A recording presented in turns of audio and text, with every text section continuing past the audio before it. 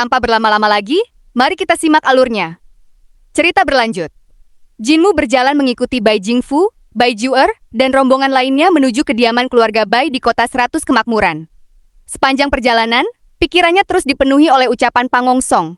Jika mereka benar-benar berada 30.000 tahun di masa lalu apa yang akan terjadi jika mereka mengubah jalannya sejarah? Jika sejarah berubah, apakah era kaisar pendiri masih akan lahir? Apakah kekaisaran abadi masih akan berdiri? Bahkan, akankah mereka sendiri masih dapat ada di masa depan? Perubahan sekecil apapun mampu mengubah seluruh masa depan. Melihat Jinmu yang terus berdiam diri, Bai Jingfu tersenyum dan mencoba menenangkannya. Saudara Jin, tidak perlu merasa khawatir. Pasukan Fomalhaut menjaga wilayah langit, dan kaisar tertinggi sendiri mengawasi jalannya peperangan.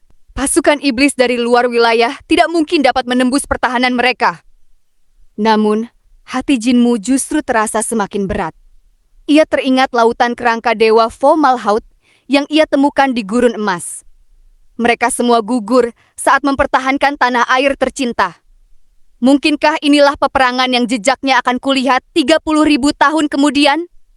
Sebuah pikiran tiba-tiba muncul di benaknya. Atau mungkin saja, ini bukanlah masa lalu yang sesungguhnya? Mungkin ini adalah pantulan ruang dan waktu.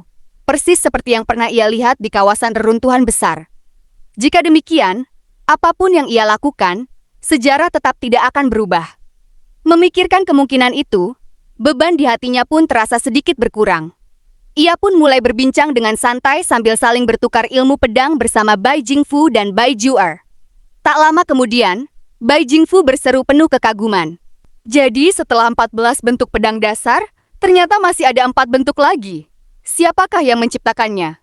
Jinmu tersenyum lembut. 3 bentuk berikutnya diciptakan oleh seseorang yang dikenal sebagai orang suci yang muncul setiap 500 tahun. Bakat dan wawasannya sungguh luar biasa besar.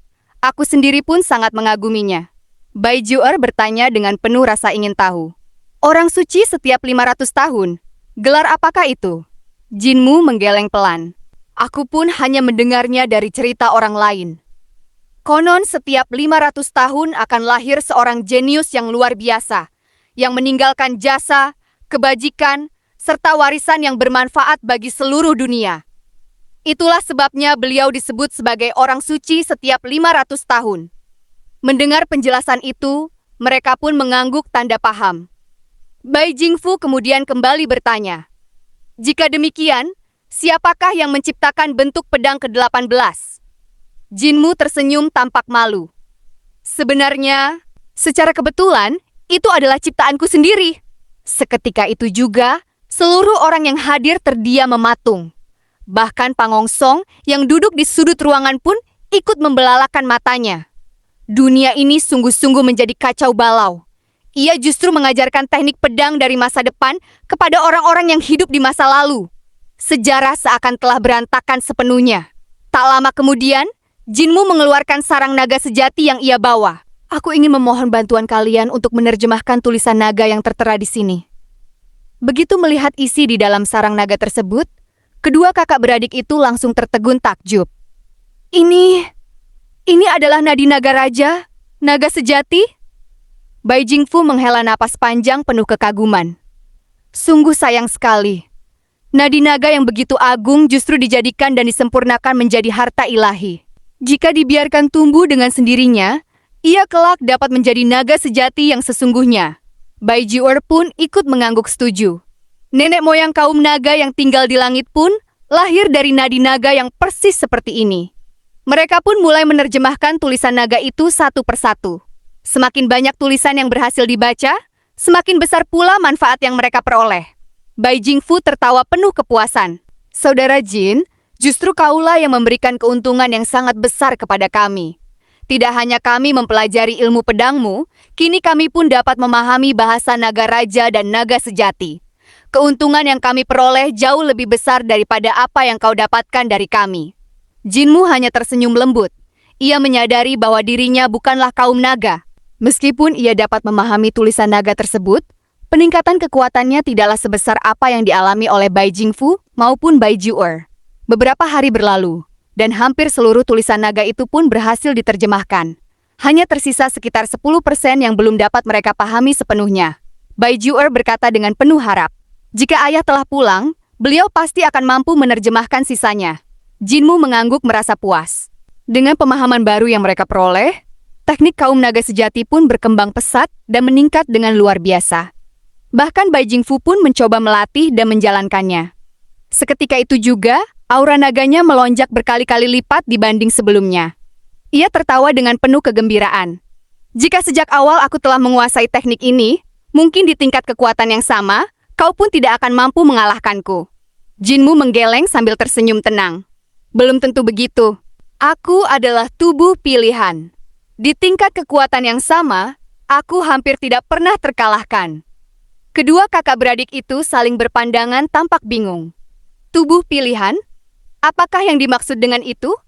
Jinmu baru saja hendak menjelaskan maknanya, ketika tiba-tiba terdengar suara tawa yang menggema dari luar kediaman. Hahaha, Jingfu, kabarnya kau dipukuli dengan habis-habisan hari ini. Di manakah tamu hebat yang kau banggakan itu? Sekelompok pemuda dan pemudi pun berjalan masuk ke dalam halaman rumah. Bai Jingfu segera memperkenalkan mereka satu persatu kepada Jinmu. Setelah mendengar bahwa Jinmu sendirilah yang menciptakan bentuk pedang ke-18, sekaligus memiliki tubuh pilihan yang sangat istimewa, seluruh pemuda yang hadir pun merasa sangat kagum dan bersemangat. Seorang pemuda pun melangkah maju. Wahai pemimpin sekte Jin yang bertubuh pilihan, aku ingin memohon petunjuk darimu. Jinmu bangkit berdiri sambil tersenyum ramah. Sungguh kebetulan, aku pun ingin saling bertukar ilmu bersamamu. Pemuda itu seketika berubah wujud menjadi manusia berkepala burung. Sayap emasnya mengepak kuat, membawanya melesat tinggi ke angkasa. Jinmu pun ikut terbang bersamanya. Hanya dalam beberapa jurus saja, pemuda itu sudah jatuh kalah di bawah kekuatannya. Belum sempat pemuda itu bangkit berdiri, seorang gadis dari kaum naga langsung melesat menyerang dengan penuh semangat. Serangannya datang dengan ganas dan cepat. Segenap kekuatan ilahi kaum naga mengalir tanpa henti dari tubuhnya. Namun Jinmu membalasnya dengan menggunakan kitab suci iblis surgawi. Seketika itu juga, ratusan kekuatan ilahi meledak bersamaan. Gadis itu pun terpental jatuh. Satu demi satu, para pemuda dari kota 100 kemakmuran pun maju untuk menantangnya. Namun hasilnya tetaplah sama. Tak seorang pun yang mampu mengalahkannya. Melihat hal tersebut, Bai Ju'er diam-diam mendekat kepada kakak iparnya dan bertanya dengan suara yang pelan. Menurut pendapat kakak, bagaimana kiranya? Kakak iparnya tersenyum, namun terlihat sedikit cemas. Pemuda itu sungguh luar biasa hebat.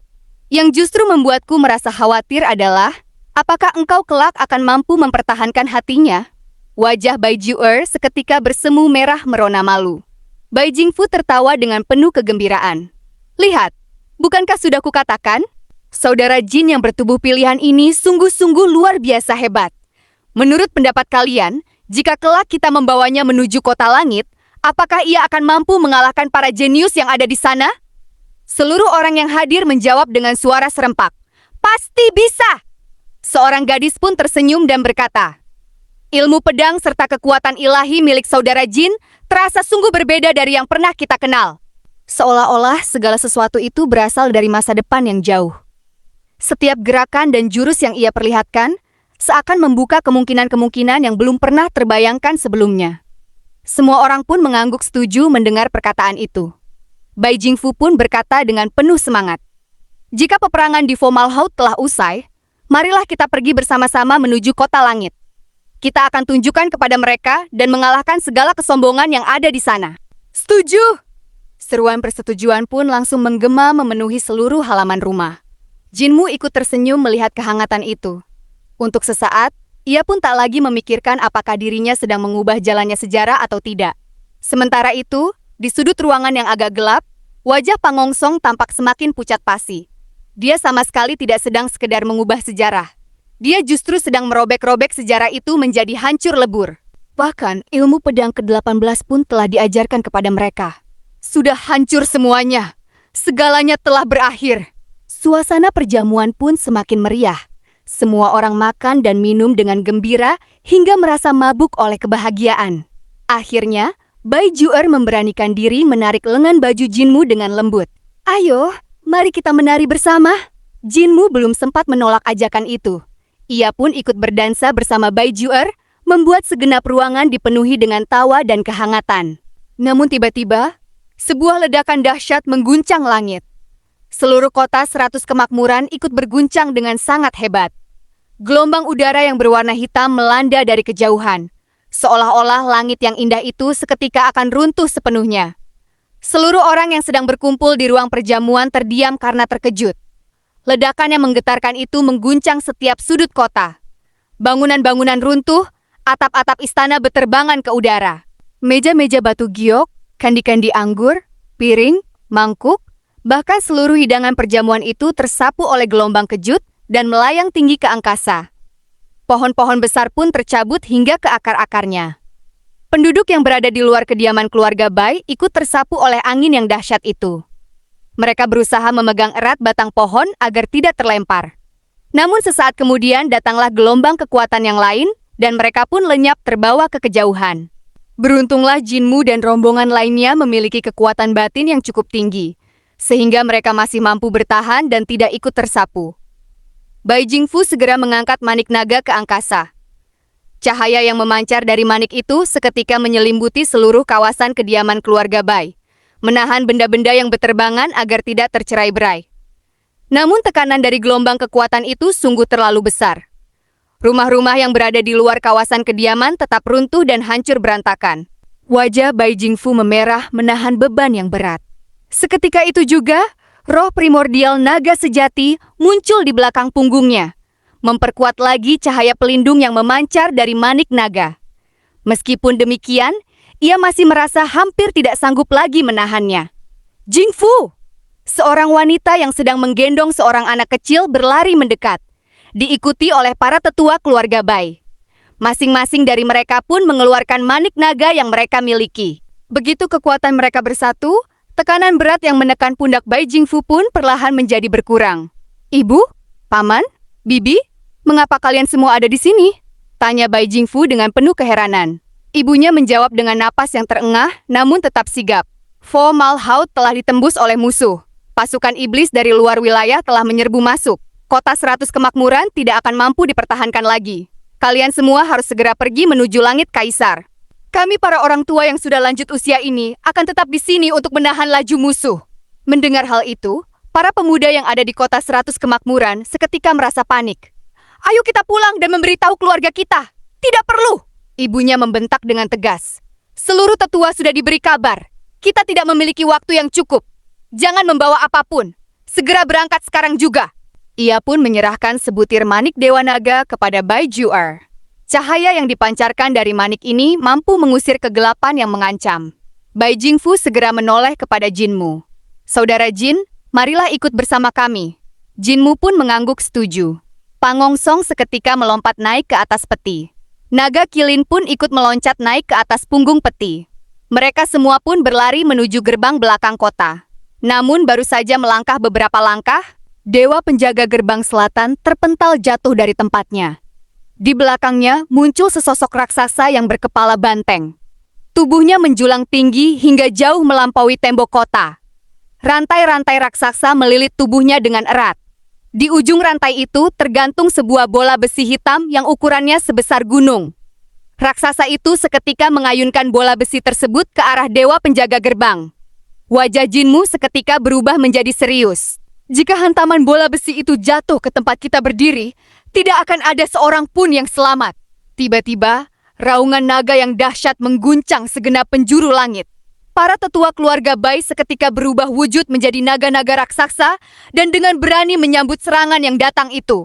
Pada saat yang sama, para ahli kekuatan dari seluruh penjuru kota 100 kemakmuran pun terbang menuju gerbang selatan untuk ikut bertempur. Mereka bertaruh dengan segenap jiwa dan raga demi mempertahankan tanah air. Sementara itu, pasukan iblis dari luar wilayah terus menyerbu masuk, bagaikan air bah yang meluap tak terbendung. Berangkatlah sekarang! Jinmu dan rombongannya pun segera berlari menuju gerbang utara. Namun di sana, gerbang itu telah dipenuhi oleh lautan manusia yang berdesak-desakan demi menyelamatkan diri. Dewa penjaga kota terus mengangkat orang-orang keluar dari bahaya dengan tangan raksasa yang terbentuk dari kekuatan batinnya. Berdirilah di dalam wilayah yang diterangi cahaya. Jangan melangkah keluar dari batas cahaya itu. Puluhan ribu orang berhasil dibawa keluar dari bahaya. Namun masih banyak pula yang tertinggal di dalam kota.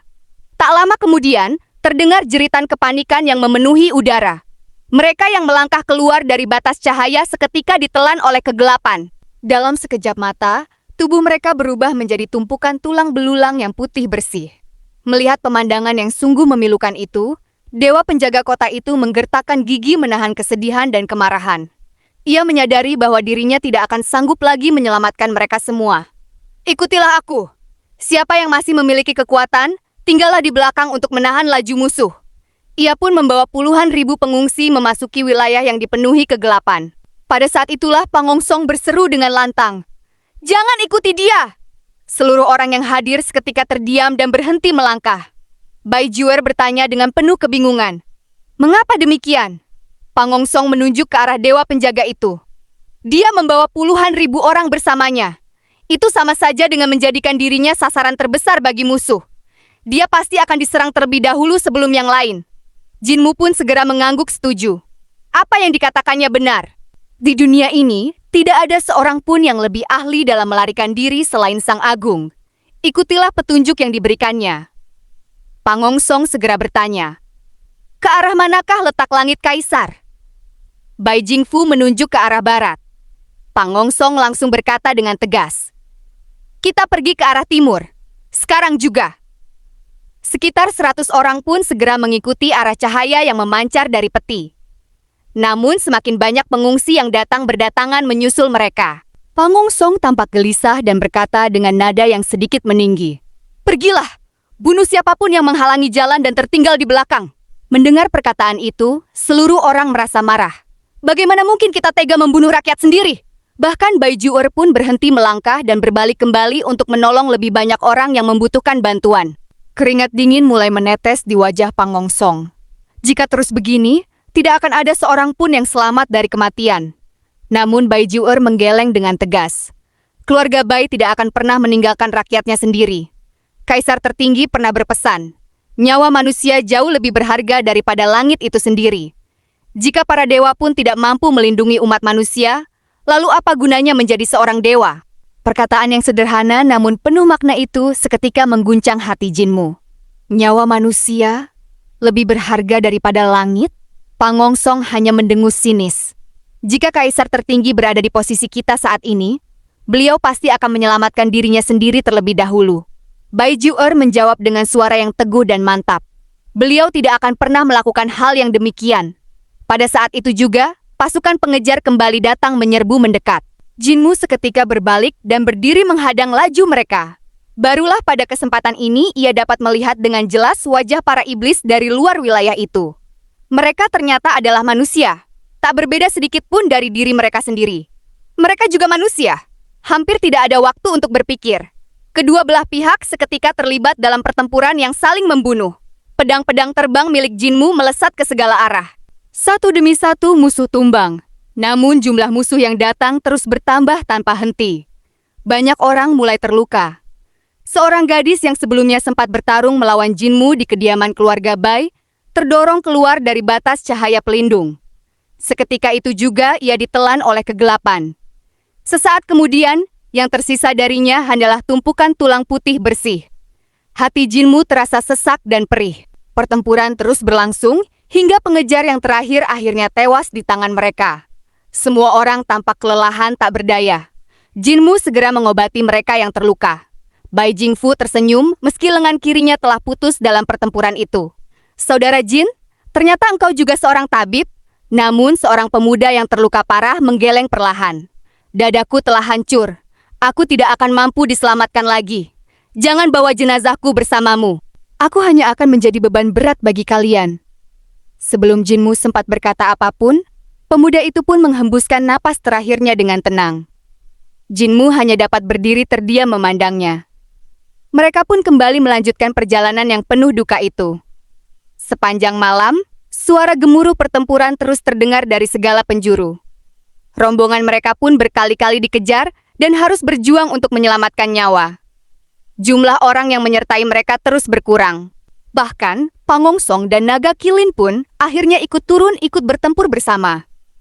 Tak lama kemudian, Bai Jingfu menyerahkan putra kecilnya ke dalam pelukan istrinya. Lalu ia menatap Jinmu dengan senyum yang tulus. Saudara Jin, Izinkan aku meminjam petimu. Teriakan musuh terdengar semakin dekat dari belakang. Jinmu berkata dengan tegas. Aku ikut bersamamu. Bai Jingfu tersenyum dan menggeleng lembut. Tidak perlu. Kekuatanmu baru berada di tingkat 6 arah. Sedangkan aku telah mencapai tingkat makhluk surgawi. Aku masih memiliki peluang untuk kembali selamat. Namun kau belum. Ia menepuk bahu Jinmu dengan penuh kehangatan. Tolong, jaga anakku ini dengan baik. Tanpa menunggu jawaban dari Jinmu, ia pun melompat naik ke atas peti dan menghilang masuk ke dalam kegelapan yang pekat. Seluruh orang yang tersisa hanya dapat memandang punggungnya yang perlahan lenyap. Beberapa saat berlalu, peti itu kembali sendirian. Seluruh permukaannya tertutup oleh darah yang masih segar. Tak lama kemudian, teriakan musuh terdengar kembali mendekat. Istri Bai Jingfu pun menyerahkan anaknya kepada Bai Jiu'er untuk dipelihara. Ia merapikan rambutnya dengan tenang, lalu tersenyum kepada semua orang. Kini giliran kami. Beberapa pemuda yang telah kehilangan tangan maupun kakinya pun ikut melangkah maju tanpa ragu. Jinmu menyerahkan peti itu kepada mereka. Mereka pun berangkat pergi. Dan kali ini, mereka tidak pernah kembali lagi. Tak lama berselang, peti itu kembali sendirian untuk kesekian kalinya. Teriakan musuh terdengar semakin dekat dan semakin jelas. Jinmu menarik napas panjang untuk menenangkan hatinya. Naga gemuk, mari kita berangkat. Kali ini giliran kita. Lalu ia menoleh kepada Pangongsong. Sang Agung, marilah ikut bersamaku. Pangongsong menggerutu dengan nada yang sebal. Dasar anak muda yang sial! Sepanjang hidupku aku belum pernah melakukan perbuatan baik kepada siapapun. Anggap saja ini pengecualian yang pertama dan terakhir. Ia pun melompat naik ke atas peti tanpa banyak bicara. Sementara itu, air mata yang sedari tadi ditahan oleh Bai Jiu'er akhirnya tumpah membasahi pipinya. Ia mengangkat tinggi-tinggi manik Dewa Naga yang bercahaya terang, sementara di pelukannya bayi putra Bai Jingfu terus menangis pelan. Dipimpin oleh cahaya yang memancar lembut dari manik itu, rombongan yang tersisa pun bergerak menembus kegelapan menuju tempat perlindungan berikutnya. Di belakang mereka, Jinmu, Pangongsong, dan Naga Kilin bersiap menghadang laju pasukan pengejar. Pangongsong mengembalikan kuali besar miliknya ke dalam kantong penyimpanan, lalu mengeluarkan sebuah labu raksasa yang berukuran besar. Ia mengikatkannya kuat-kuat di punggungnya sambil tersenyum bangga. Inilah labu pertumpahan darah. Senjata pusaka yang kugunakan sejak kehidupan pertamaku.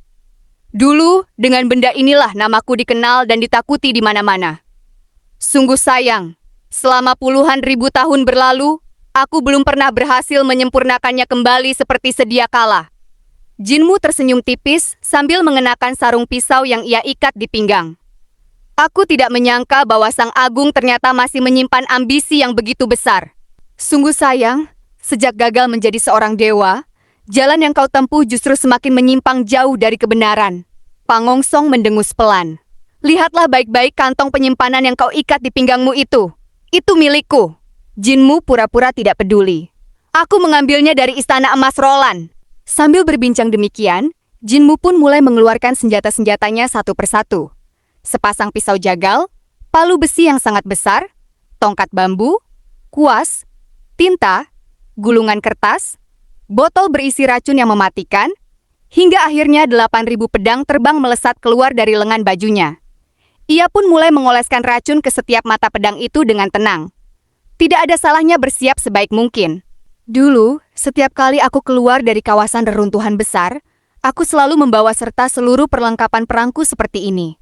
Memang penampilannya tidak terlalu indah untuk dipandang, namun jauh lebih berguna daripada sekedar penampilan yang menawan. Melihat Jinmu bersiap demikian, Pangongsong pun ikut mengeluarkan seluruh harta dan senjata yang ia simpan. 7 bendera sakti, cermin perunggu kuno, belati-belati terbang yang berkilauan, kotak penyimpanan pedang, pisau pelet yang berputar sendiri, piring taiji, kuil Buddha yang berukuran kecil, hingga sebuah pilar batu bertuliskan huruf kuno yang sangat besar. Jinmu terpana melihatnya. Sang Agung, harta yang kau miliki ternyata sungguh tak ada habis-habisnya. Sudah berkali-kali kita menjara isi Istana Emas Roland.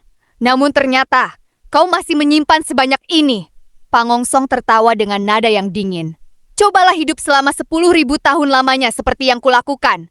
Kau pun pasti akan mengumpulkan harta sebanyak ini. Ia pun membuka mata surgawi dan mata buminya secara bersamaan. Jinmu juga mengaktifkan mata penglihatannya yang sangat tajam. Keduanya memandang tajam ke arah kegelapan yang pekat di hadapan mereka. Naga Kilin pun ikut menyipitkan matanya dan bertanya dengan suara yang pelan. "Apa yang kalian lihat di sana?" Pangongsong menjawab dengan suara yang nyaris berbisik. "Ada sekitar belasan orang yang sedang mendekat."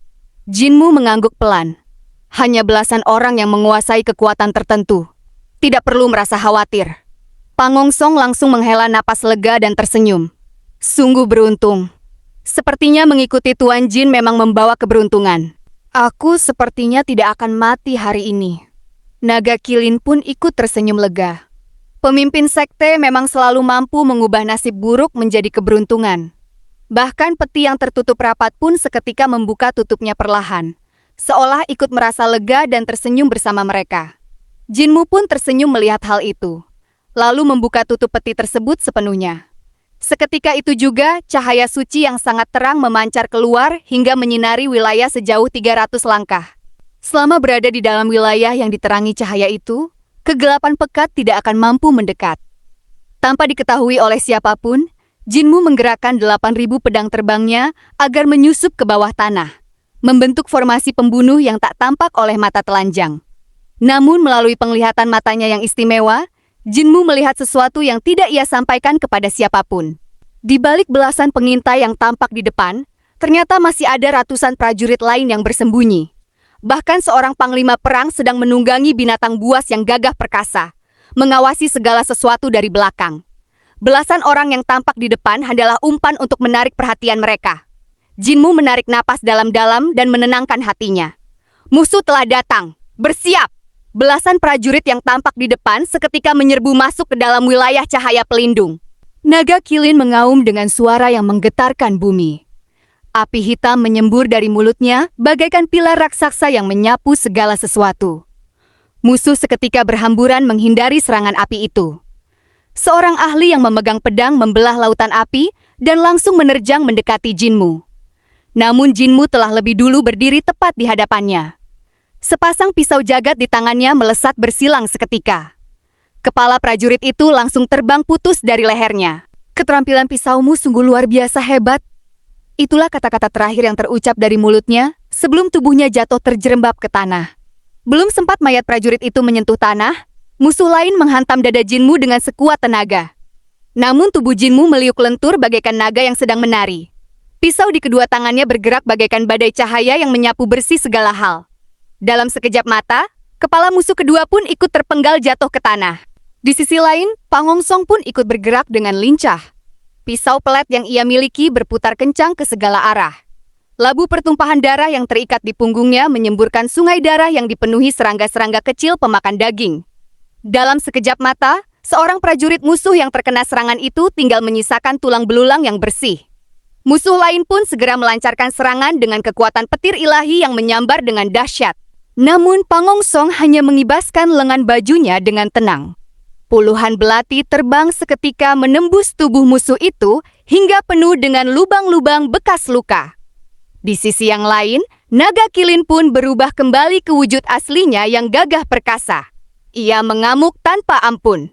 Cakar, taring, dan api yang menyembur dari mulutnya digunakan secara bersamaan dengan penuh kemarahan. Tak lama kemudian, belasan pengintai yang tampak di depan itu habis binasa di tangan mereka bertiga. Jinmu pun menyarung kembali sepasang pisau jagalnya dengan tenang. Ia meludah seteguk darah yang berwarna merah pekat. Musuh-musuh yang baru saja mereka lawan memang hanya berada di tingkat 6 arah, 7 bintang, dan tingkat makhluk surgawi. Namun jumlah mereka yang cukup banyak tetap membuat Jinmu terluka dan kelelahan. Sementara itu, Pangongsong diam-diam memasangkan sepasang kaki barunya yang baru ke tubuhnya yang sempat terputus. Jinmu pura-pura tidak melihat hal itu dan berkata dengan suara yang tenang. "Sang Agung, cepatlah bersiap. Waktu yang kita miliki tidak banyak." Pangongsong baru saja hendak menjawab perkataan itu, ketika ratusan bayangan seketika muncul dari balik kegelapan yang pekat. Wajahnya seketika berubah menjadi pucat pasi. "Tidak mungkin. Kita telah dikepung sepenuhnya." Ia seketika ingin melarikan diri meninggalkan tempat itu. Namun kemanapun ia memandang, yang tampak hanyalah kegelapan pekat yang tak bertepi. Tidak ada jalan keluar sama sekali. "Jinmu, engkau menipuku!" Namun Jinmu justru berdiri dengan tenang di tengah cahaya pelindung yang memancar dari peti. Ia meletakkan manik matahari di sampingnya, lalu berkata dengan suara yang lantang dan tegas, "Siapapun yang berani melangkah melewati batas cahaya ini, pasti akan mati." Seorang prajurit musuh seketika mencibir mendengar ucapan itu. "Omong kosong belaka." Ia pun melompat masuk melampaui batas cahaya. Seketika itu juga, ribuan pedang yang bersembunyi di bawah tanah melesat keluar dengan kecepatan kilat. Sebuah pedang langsung menembus kepalanya hingga tembus dari belakang. Tubuhnya pun jatuh terjerembab tepat di hadapan Jinmu. Jinmu bahkan tidak bergeming sedikit pun. Sudah kukatakan sebelumnya, siapapun yang melangkah melampaui batas ini, pasti akan mati. Seorang raksasa yang memakai perisai tebal seketika melompat masuk ke dalam wilayah cahaya. Tubuhnya berubah menjadi wujud aslinya yang berkuasa.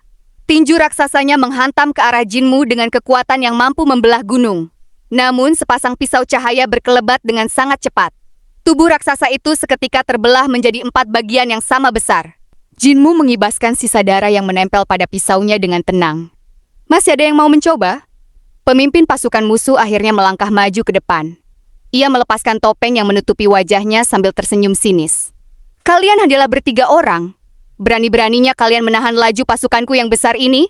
Serbu!" Ratusan prajurit seketika menyerbu masuk secara bersamaan. 8.000 pedang terbang milik Jinmu melesat naik ke angkasa. Jurus pertama terbuka. Ribuan pedang seketika mengubah segenap wilayah itu menjadi lautan pedang yang membentang seluas gunung dan sungai. Namun kekuatan roh primordial sang panglima perang meledak dengan dahsyat. Dalam satu hantaman saja, seluruh formasi ribuan pedang itu hancur berantakan. Pangongsong seketika merasa putus asa. Kekuatannya berada di tingkat hidup dan mati. Kita semua tamat riwayatnya. Namun Jinmu berseru dengan suara yang lantang dan penuh keyakinan. "Belum tentu." Manik matahari yang bercahaya terang seketika meledakkan sinarnya yang paling terang. Sinar itu menembus tepat di tengah-tengah alis sang panglima perang. Tubuhnya seketika roboh jatuh ke tanah tanpa daya. Harapan yang sempat hilang dari hati Pangongsong seketika menyala kembali. Dia binasa. Ia pun ikut melesat maju menyerang bersama yang lain. Naga Kilin pun ikut melesat maju menyerang bersama yang lain. Pada saat yang sama, tutup peti yang terbuka itu seketika tertutup rapat kembali. Ratusan musuh, Jinmu, Pangongsong, dan Naga Kilin, semuanya terkunci bersama di dalam kegelapan yang pekat mutlak. Tak lama kemudian, suara pertempuran yang dahsyat terdengar dari dalam peti. Bunyi dentang senjata yang saling beradu, ledakan kekuatan ilahi, jeritan pertempuran, dan darah yang mengalir terus-menerus keluar dari celah-celah peti. Beberapa saat berlalu, suasana di luar peti pun kembali sunyi senyap. Dengan suara yang berat, sebuah tangan yang penuh darah mendorong tutup peti agar terbuka. Sebuah kepala muncul dari celah peti. Namun seketika itu juga, tongkat bambu melesat dan menembus tepat di dahinya. Tubuh mayat itu pun terlempar keluar dari dalam peti. Tak lama kemudian, tutup peti kembali terbuka. Kali ini, puluhan mayat musuh dimuntahkan keluar sekaligus. Di dalam peti yang gelap gulita itu, Jinmu berdiri dengan tenang. Tongkat bambu masih berada di tangannya. Di sudut bibirnya terukir senyum yang tipis namun penuh makna. Di dalam dunia yang tak memiliki cahaya, sesungguhnya orang yang butalah yang akan menang. Sebab guruku adalah seorang yang buta. Dan cerita pun bersambung.